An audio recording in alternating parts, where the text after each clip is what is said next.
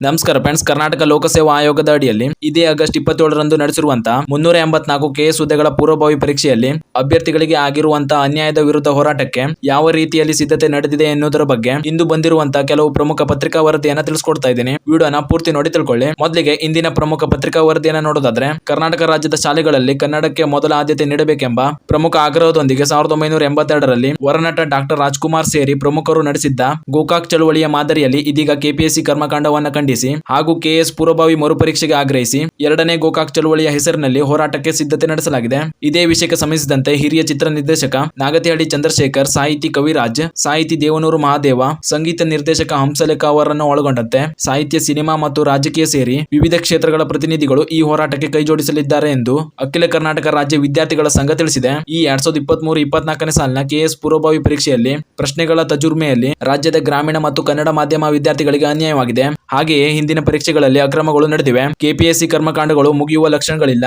ಆದ್ದರಿಂದ ಹೋರಾಟದ ಮೂಲಕವೇ ಇದಕ್ಕೆ ಪರಿಹಾರ ಕಂಡುಕೊಳ್ಳಬೇಕೆಂಬುದು ಅಭ್ಯರ್ಥಿಗಳ ವಾದವಾಗಿದೆ. ಆದ್ದರಿಂದ ಈ ಅಭ್ಯರ್ಥಿಗಳ ಹೋರಾಟಕ್ಕೆ ಕೇವಲ ಕೆಎಸ್ ಅಭ್ಯರ್ಥಿಗಳು ಮಾತ್ರ ಸಪೋರ್ಟ್ ಮಾಡಬೇಕು ಅಂತ ಏನಿಲ್ಲ. ಕೆಪಿಎಸ್ಸಿ ಅಡಿಯಲ್ಲಿ ನಡೆಯುವಂತಹ ಅನೇಕ ನೇಮಕಾತಿಗಳಿಗೆ ಅರ್ಜಿ ಸಲ್ಲಿಸಿರುವಂತಹ ಅಭ್ಯರ್ಥಿಗಳು ಕೂಡ ಸಪೋರ್ಟ್ ಮಾಡಿ. ಯಾಕಂದ್ರೆ ನಾಳೆ ನಿಮಗೂ ಕೂಡ ಈ ರೀತಿಯ ಸಮಸ್ಯೆ ಬರಬಹುದು. ಈ ಎಲ್ಲಾ ಸಮಸ್ಯೆಗಳಿಗೂ ಹಾಗೂ ಕೆಪಿಎಸ್ಸಿಯು ಈ ಹಿಂದೆ ಮತ್ತು ಈಗಲೂ ಸಹ ಹಲವಾರು ನೇಮಕಾತಿಗಳಲ್ಲಿ ಪದೇ ಪದೇ ಮಾಡುತ್ತಿರುವಂತಹ ತಪ್ಪುಗಳನ್ನ ಈ ಹೋರಾಟದ ಮೂಲಕ ಆದ್ರೂ ಕೆಲವು ಬದಲಾವಣೆಗಳನ್ನ ತರಲಿಕ್ಕೆ ಪ್ರಯತ್ನ ಮಾಡೋಣ. ಇದಿಷ್ಟು ಈ ನೇಮಕಾತಿಗೆ ಸಂಬಂಧಿಸಿದಂತಹ ಪ್ರಮುಖ ಪತ್ರಿಕಾ ವರದಿಯಾಗಿತ್ತು. ಇದೇ ರೀತಿಯ ಮಾಹಿತಿಗಳಿಗಾಗಿ ಚಾನಲ್ನ ಸಬ್ಸ್ಕ್ರೈಬ್ ಮಾಡಿ ಅಂತ ಹೇಳ್ತಾ ಈ ವಿಡಿಯೋನ ಇಲ್ಲಿಗೆ ಮುಗಿಸ್ತಾ ಇದ್ದೀನಿ. ಧನ್ಯವಾದಗಳು.